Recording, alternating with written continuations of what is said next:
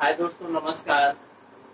आज हम आप सभी को एक्टिव से पैसिव कैसे बनाए जाते हैं और वो कौन कौन से टेंस है जिनकी पैसिव नहीं बनती है और वो कौन कौन से टेंस है जिनकी पैसिव बनती है, इसके बारे में मैं आप सभी को डिटेल से बताने जा रहा हूँ। तो चलिए हम अपने इस नए चैप्टर की शुरुआत करते हैं। आज का जो हमारा टॉपिक है वो है एक्टिव से पैसिव बनाना।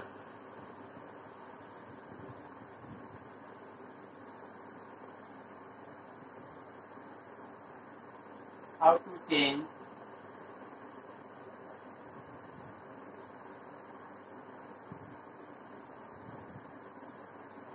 active voice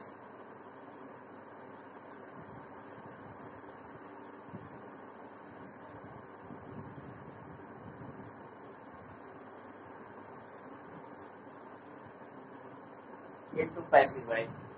आज का हमारा टॉपिक है how to change active voice into passive voice. Active से पैसिव कैसे बनाते हैं। तो सबसे पहले हम बात करते हैं टोटल टेंस की संख्या।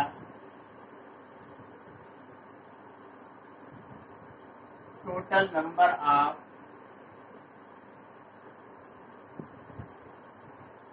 टेंस। टोटल टेंस की जो संख्या होती है वो होता है 12। लेकिन 12 टेंस की तो पैसिव बनती नहीं है। इनमें से 4 ऐसे टेंस हैं जिनकी पैसिव नहीं बनती है। इसका मतलब अगर हम 12 में 4 माइनस कर दें, 8 प्रकार के टेंस की पैसिव बनती है। 8 प्रकार के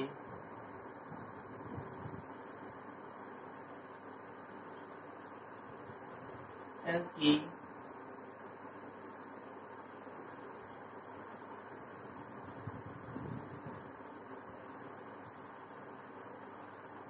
आठ प्रकार के टेंस की पैसिव बनती है। 4 प्रकार के टेंस की पैसिव नहीं बनती है। उनका नाम कौन कौन से हैं?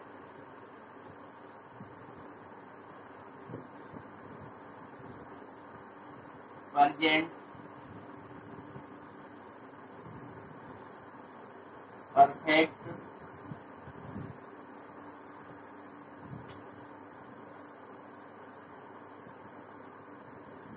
Continuous tense. इसकी सहायक क्रिया होती है हैज बीन और हैज बीन, और इसके साथ क्रिया के फर्स्ट फॉर्म में आईएनजी का प्रयोग होता है। दूसरा टेंस है हमारा पास्ट परफेक्ट,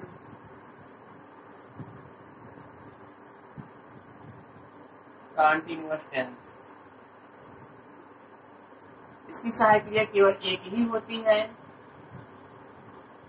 हैड बीन, और इसके साथ भी क्रिया के फर्स्ट फॉर्म में आईएनजी का प्रयोग होता है। तीसरा टेंस हमारा है फ्यूचर परफेक्ट,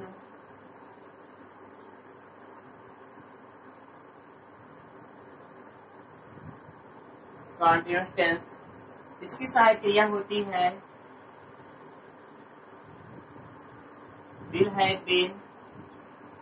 आपको पता होगा कि विल हैव बीन का प्रयोग सेकंड पर्सन और थर्ड पर्सन प्रोनाउन के साथ किया जाता है फ्यूचर में। और shall have been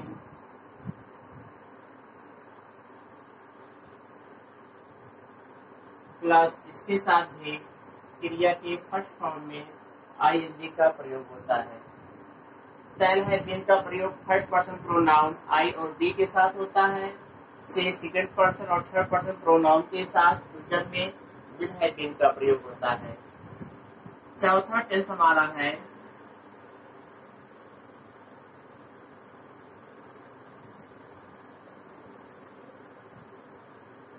future continuous tense. इसकी सहायक क्रिया होती है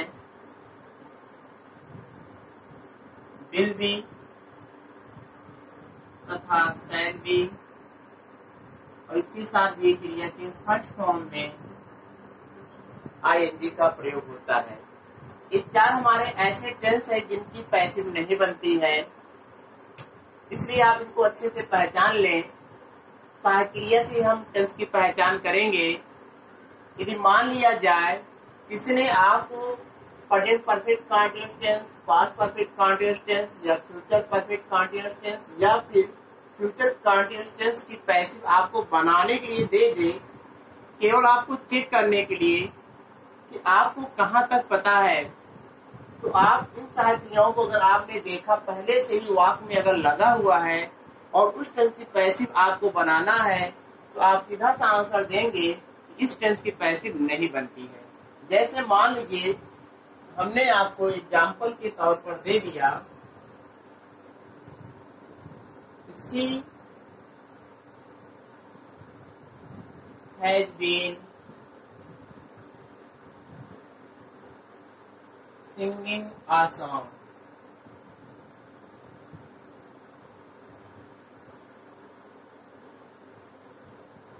सिंस मॉर्निंग। हमने एक एग्जाम्पल दिया, she has been singing a song since morning. तो आपसे हमने कहा इस वाक्य की पैसिव बनाओ। तो अगर आपको पता होगा इनके बारे में, तो आप सीधा सा आंसर देंगे कि इस टेंस की पैसिव नहीं बनेगी, क्योंकि यह टेंस हमारा जो है प्रेजेंट परफेक्ट कंटीन्यूअस टेंस है, इसलिए ऐसे वाक्य की पैसिव हम नहीं बनाते हैं, बनती ही नहीं है।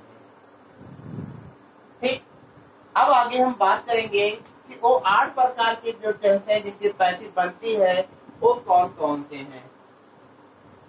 तो चलिए हम उसकी बात करते हैं। अब एक तो हमारा हो गया कि जिनकी पैसिव नहीं बनती है, हालांकि किसी एग्जाम में नहीं आएगा, जिनकी पैसिव नहीं बनती वो दिया ही नहीं जाएगा, लेकिन हमने आपको इसलिए बता दिया कि मान लीजिए किसी ने आपको चेक करने के पर्पज से आपको दे दिया कि लो भैया इसकी पैसिव तुम बनाओ, वो आपने बना दिया, जिसकी बनती ही नहीं है, तो फिर वो आपको समझेगा कि आपको उसके बारे में कुछ पता नहीं है। अब हम बात करेंगे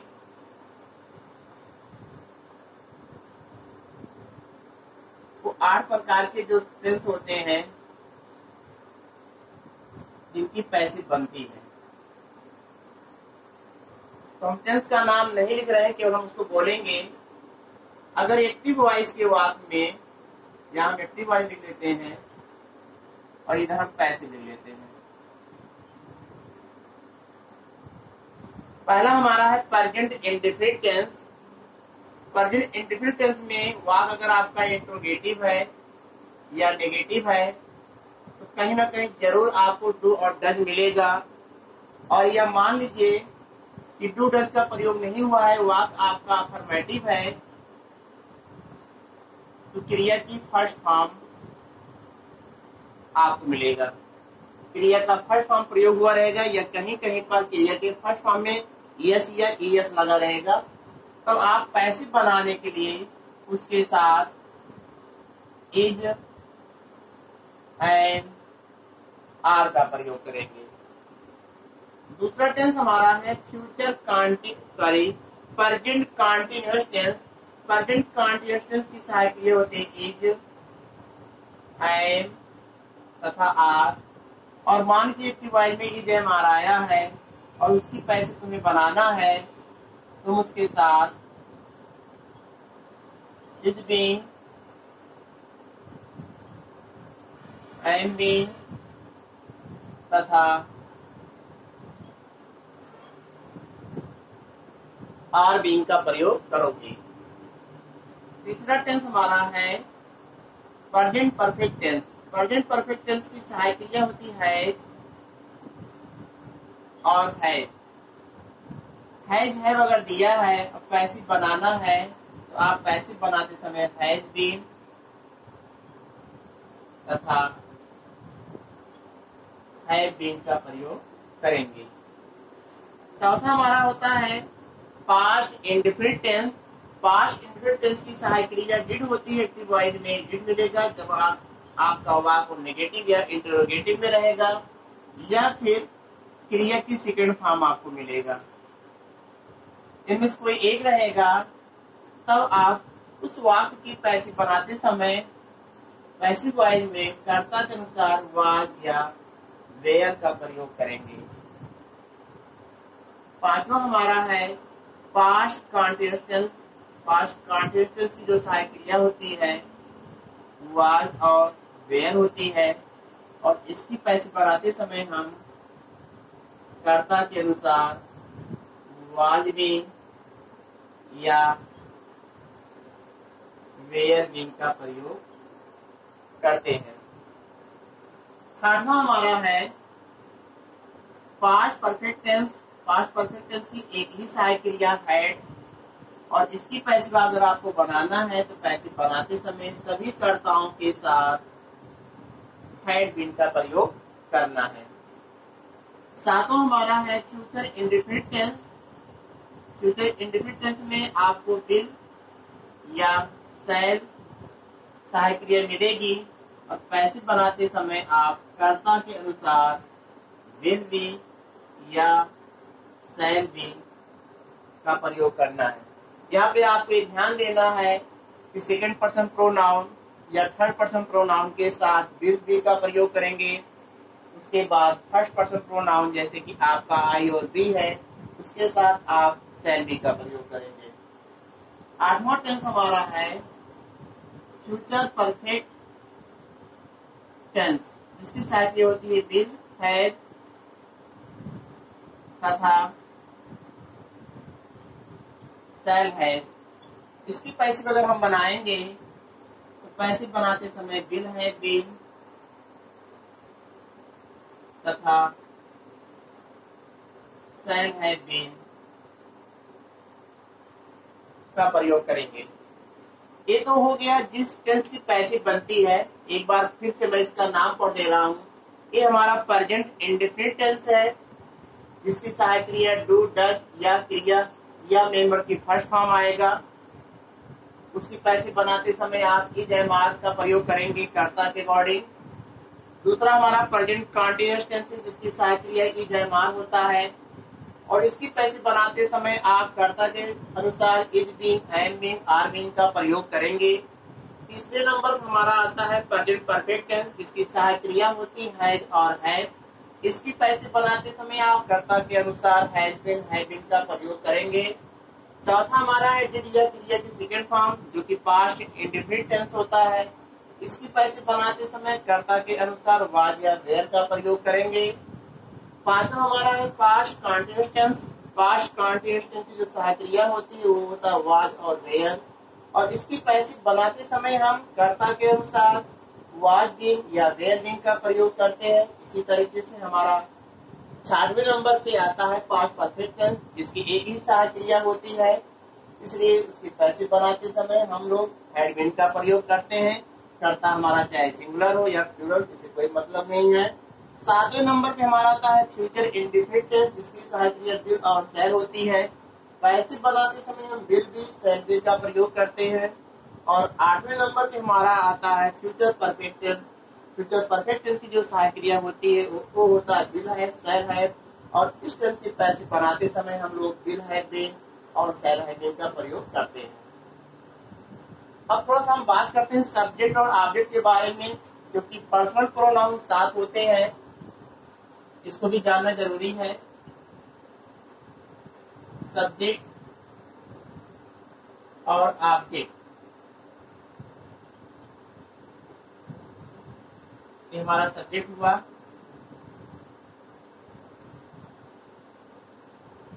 सब्जेक्ट हमारा जो होता है आई है, आई का ऑब्जेक्टिव केस होता है मी। उसके बाद सब्जेक्ट हमारा बी होता है, बी का ऑब्जेक्टिव केस होता है अस। यू हमारा सब्जेक्टिव केस और ऑब्जेक्टिव केस दोनों सेम होता है। क्रिया से पहले आया है तो सब्जेक्ट है, और क्रिया के बाद अगर आया है तो ऑब्जेक्ट होता है यू, क्योंकि दोनों एक ही सेम स्पेलिंग है।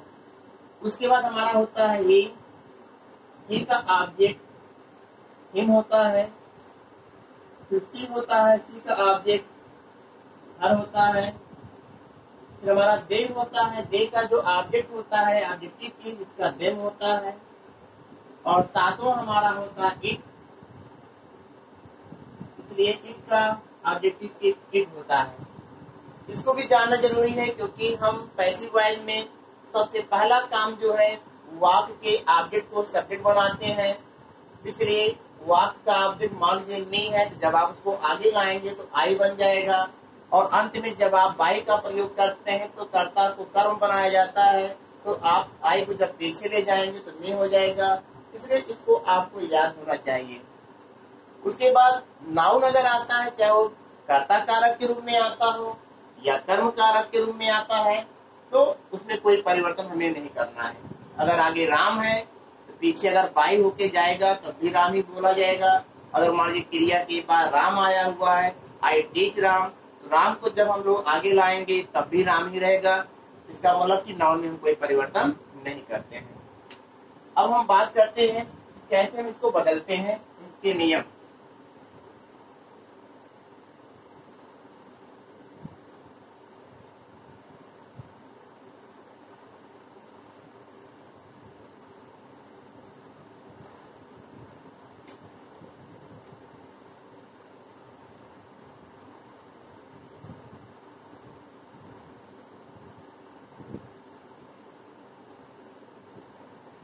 एक्टिव से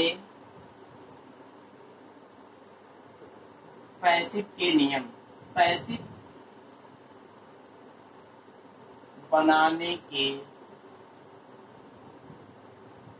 नियम। एक्टिव से पैसिव बनाने के कुल मिलाकर के 6 नियम हैं।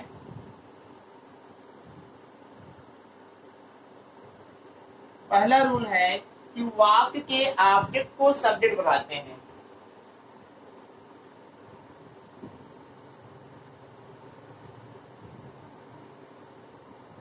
वाक्य के ओबी ऑब्जेक्ट, ओबी का मतलब ऑब्जेक्ट है, वाक्य के ऑब्जेक्ट को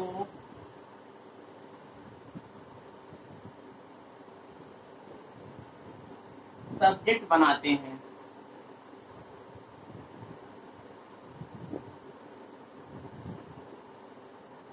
जैसे मान लीजिए वाक्य में नहीं आया तो आप उसको आई बनाएंगे, वाक्य में अस आया हुआ है आप उसको आगे लाएंगे तो दे बनाएंगे। इसी तरीके से यू है तो उसको आप आगे लाएंगे तो यू ही रहेगा। अगर हिम है पीछे तो आप उसको आगे लाएंगे कर्ता कारक के रूप में तो ही हो जाएगा। इसी तरीके से आपको चेंज करना है। दूसरा नियम कहता है टेंस तथा कर्ता के अनुसार, टेंस तथा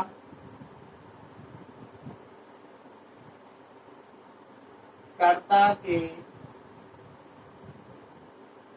अनुसार, टेंस तथा कर्ता के अनुसार हेल्पिंग वर्ब सहायक क्रिया,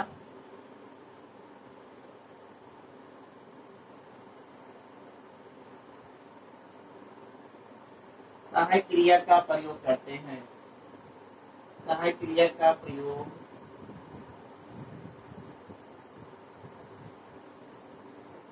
करते हैं। ये दूसरा नियम है परिवर्तन के।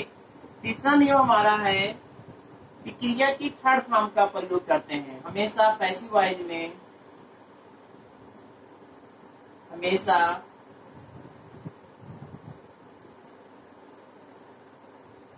पैसिव वॉइस में V3 जिसको हम पास्ट पार्टिसिपल भी कहते हैं, हमेशा पैसिव वॉइस में V3 का प्रयोग करते हैं। V3 का प्रयोग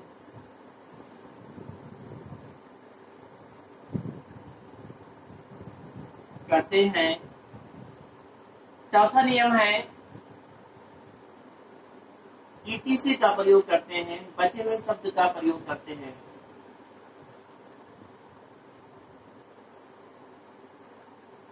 बचे हुए शब्दों का प्रयोग करते हैं।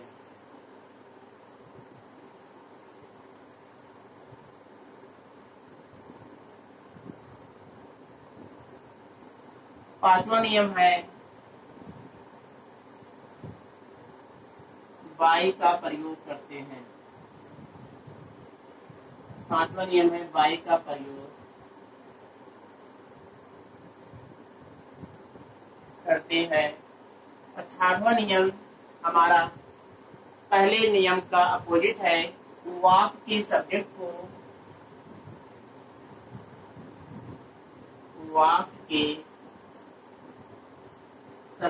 को ऑब्जेक्ट बनाते हैं।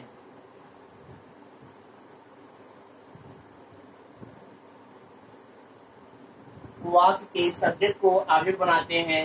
जैसे अगर आपका आई है तो जब आप उसको पीछे ले जाएंगे तो मी बन जाएगा, बी है तो पीछे जाएगा तो अस हो जाएगा, यू है तो पीछे जाएगा यू हो जाएगा, ही है तो हिम हो जाएगा, सी है तो हर हो जाएगा, दे है तो देम हो जाएगा, इट है तो इट ही रहेगा, तथा अगर नाउन है तो नाउन जो है नाउन ही रह जाएगा।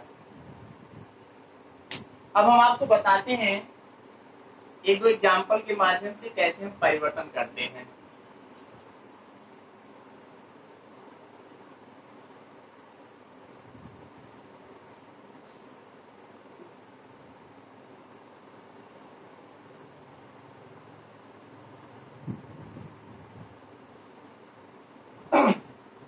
एक एग्जाम्पल हम आपको समझा रहे हैं।